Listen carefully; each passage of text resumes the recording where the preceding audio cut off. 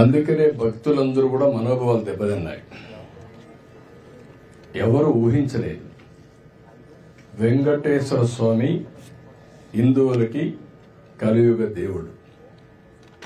ఒక నమ్మకం, ఒక విశ్వాసం.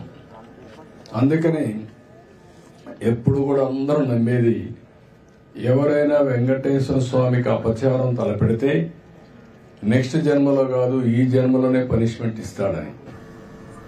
అలాంటి వెంకటేశ్వర స్వామి పవిత్రం చేయడం కోసం కడాన ప్రసాదాల్లో కూడా మీరు నేను ఏదైతే చెప్పానో అలాంటి ముడి సరుకులు ఏవైతే వాడారో ఇవన్నీ నాసిరకం కాకుండా అపవిత్రమైన ముడి సరుకులను వాడారు.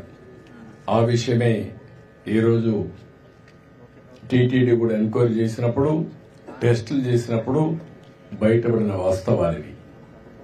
ఇలాంటి దుర్మార్గుల్ని ఏం చేయాలో నాకైతే అర్థం కావడం లేదు. ఓసారి బాధ, ఆవేదన ఉంటుంది. కక్కుర్తికి కూడా అద్దులుంటాయి.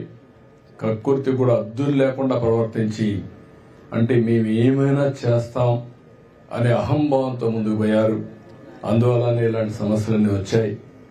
ఇక్కడే కాకుండా మీరు చూశారు తిరుమల పైన ఎంత మొత్తం శానిటేషన్ దెబ్బతీశారు, ప్రసాదాలు దెబ్బతీశారు, అన్నా క్యాంటీన్ దెబ్బతీశారు. కడాన వెంకటేశ్వర స్వామిని తీసుకుపోయి పెళ్లిళ్ళు పేరంటాలుంటే అక్కడ కూడా ఊరేగించే పరిస్థితికి వచ్చారు. నేను ఆ రోజు కూడా తప్పు పట్టాను. రాజకీయ ప్రయోజనాల కోసం ఒక వెంకటేశ్వర స్వామిని వాడుకోవడం కరెక్ట్ కాదు. ప్రజలందరూ కూడా, హిందువులందరూ కూడా జీవితంలో ఒక్కసారైనా వెంకటేశ్వర స్వామి దగ్గర రావాలి, దర్శనం చేసుకోవాలి, అదే మరి వారి కోరికలని చెప్పుకోవాలని చెప్పి వస్తారు. అలాంటి నమ్మకమైన ప్లేస్ని మారించడం చాలా దుర్మార్గం.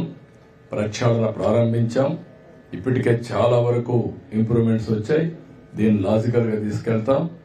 ఏవైతే మాకు ఆధారాలు దొరికితే అలాంటి వాళ్ళపైన కఠినమైన చర్యలు కూడా ఉంటాయి. ఎవరైనా సరే తప్పు చేస్తే శిక్షించాల్సిందే. దానికి కూడా దోహదం.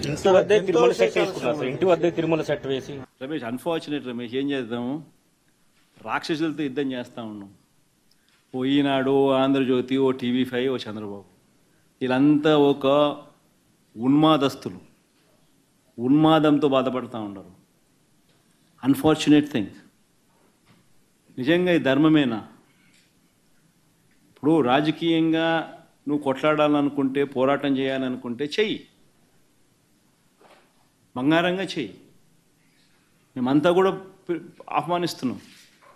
ప్రజలకు మంచి చెయ్యి, ప్రజలకు ఫలాన్ని చేస్తానని చెప్పి నువ్వు అధికారంలోకి వచ్చినావు. చేసిన ఆ మంచి చేసి ప్రజల్లో మన్ననలు పొండు. కానీ ఇదేం రాజకీయాలు? ఒక అబద్ధాన్ని సృష్టించడం, ఆ అబద్ధాన్ని అమ్మడం, ఆ అబద్ధం ద్వారా మనుషుల మీద బురద జల్లడం ఎంతపాటుకు ధర్మం ఇది? సార్, ఇప్పుడు మీరు అధికారంలో ఉన్నప్పుడు మీ మీద డిక్లరేషన్ ఇవ్వలేదని, అన్యమత ప్రచారం కొండ మీద జరిగిందని, మీరు ప్రసాదం తీసుకునే విషయం కానీ, ఆర్టీసీ టికెట్ల వెనకాల జెరూసలేం అని ముద్రించడం కానీ, మీ కుటుంబంతో సహా బ్రహ్మోత్సవాలకు వెళ్ళి వస్త్రాలు సమర్పించలేదని రకరకాలుగా ట్రోల్ చేశారు. ఇప్పుడు మీరు అధికారం పోయి ప్రతిపక్షంలోకి వచ్చిన తర్వాత యానిమల్ ఫ్యాట్ గతంలో మీ హయాంలో జరిగింది.